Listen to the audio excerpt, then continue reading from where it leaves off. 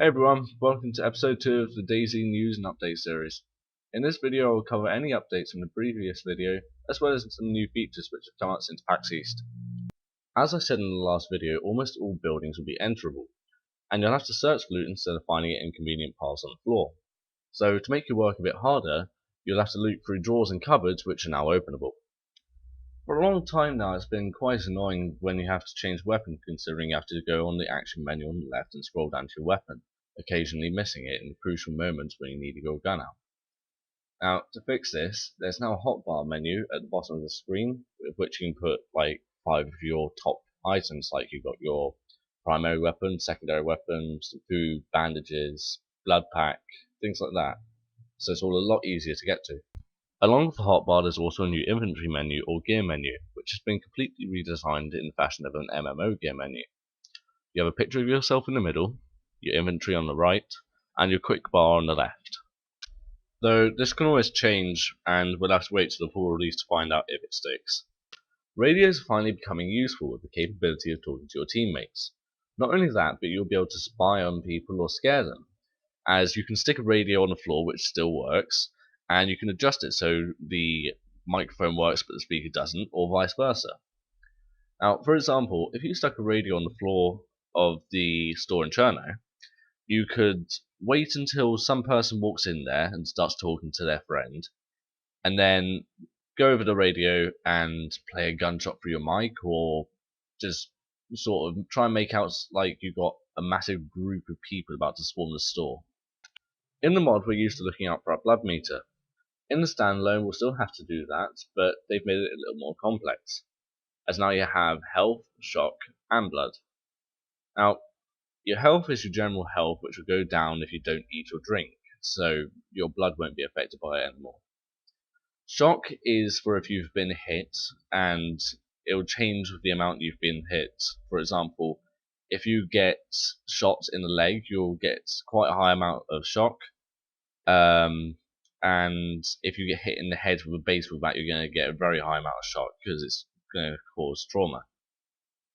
Now on to the main reason why the standalone has been delayed so much. The standalone will have new skeletons. If you don't know what this means, let me explain.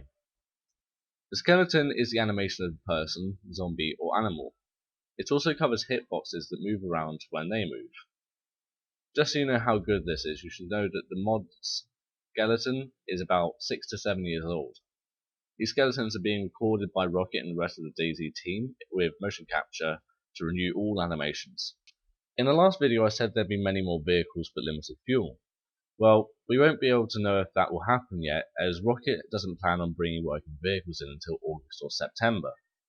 Though, when he does, I think it would be a great idea if they had a few fuel tankers around the map, so you can fix one up and capture it and make it part of your base.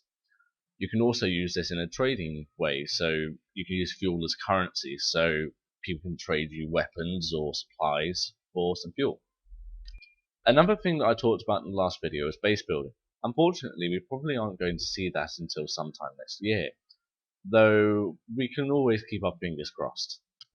For all of you that know the very popular DayZ series maker Frankie on PC in 1080p, will be happy to know that if the series progresses into the standalone, you'll see some much more interesting shots, as Rocket plans on making a movie or filming mode for the game so that people can make their videos much better and more exciting. Another thing I said about in the last video was crafting in game. To start with, that is confirmed, there will be crafting. A couple of things Rocket has said you could do with this is modifying your weapon slightly, such as taping a flashlight to it, and the capability of crafting a splint, so that if you break your leg, you can still hobble around to safety. Now, pretty much every DayZ player has been waiting for the alpha release of the standalone for a very long time now. Well, the game is actually ready for alpha right now, but Rocket is stuck to pre-release alpha, so only a very limited number of people can play it. However, we will be able to get our hands on it in around June, so we don't have that long to wait. When we come close to the alpha, Rocket has hinted that he may open up a Kickstarter, both alpha keys and some other goodies along with it.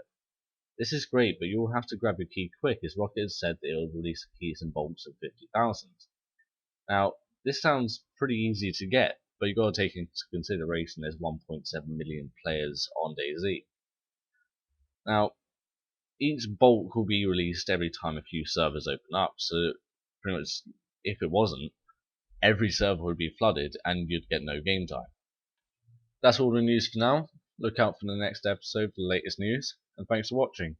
Don't forget to like and subscribe to be notified of the next episode, and if I missed anything or you have some ideas of what it's going to be like in the standalone, write it in the comments. See you next time.